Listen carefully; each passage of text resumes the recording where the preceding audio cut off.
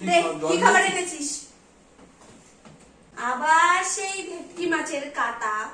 ডিম আনতে বললাম তো তুই ডিম আনিস নি কেন? এ কি অবস্থা? হ্যাঁ, তোর বাবা কত ডিম দেখে গেছে যে ডিম আনতে হবে? কেন বিয়ে করেছি কি আমার বাবার কি ডিম পেড়ে দিয়ে যাওয়ার জন্য? যা পারবো তাই তোকে খাওয়াবো। নাটকটা কম কর, আমি যেন ডিম এনে নেবো, ভাত থাক খাবো না, আমি তো ফেলে দেবো। ফোড়ে গান দিয়ে ফোড় তাহলে ডিম নিয়ে গান বাবা গরম বন্ধ ডিম এনে দে, খাবোই না। ফুটিয়া ফোড় ওই যে ডিম লাগবে না। জল কোথায়? খাওয়ার সময় জল বললাম, জলটা রাখতেছি না কোথায়? জল এনে খা, এনে খাবো, জল এনে খা। তোর মতো মানুষকে মানে কি বলবো? আমি আমরা বলছি লাস্ট ও এই খাবে না, ওই খাবে না, না জন্য মন্ডামিরা নিয়ে আসবো, মন্ডামিরা নিয়ে আসবো ওর জন্য।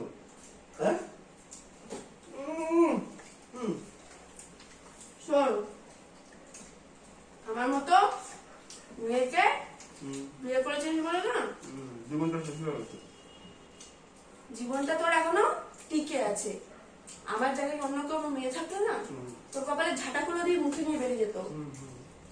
আর এক একটা ফেসবুকে এক একটা সাইডে দেখি এসব কথা যারা বলে তারা নাকি মেয়ে না অন্য কিছু। একটা কথা, এইসব কথা কেন বলবো না? একটা মেয়ের পেছনে যদি তার হাজবেন্ড 24 ঘন্টা লাগতে থাকে, একটা মেয়ে তো অস্বস্তি বোধ করবে, বিরক্ত হবে, চলেই যাবে। দাঁড়া শেষ হলে খাবি?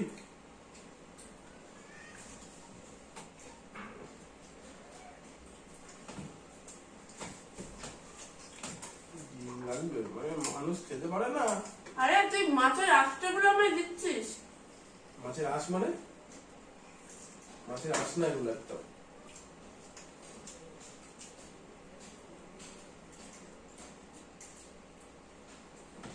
খাচ্ছিস না? গায়ে হাত দিয়ে কথা না, গায়ে হাত দিয়ে কথা না। একটা ভদ্র লোকের সাথে আমার বিয়ে হয়েছে, বাচ্চা কাচ্চা হয়ে যাওয়ার পর না তাহলে শাড়ি পরে সামলানো যায় না, একদম বাস্তব কথা।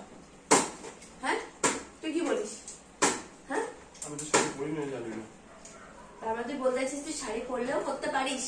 হ্যাঁ পরতে পারি, কারণ তুই লেডিস। হ্যাঁ তাই তো। এবার খাওয়া যায় না ভাই, এই যে বস।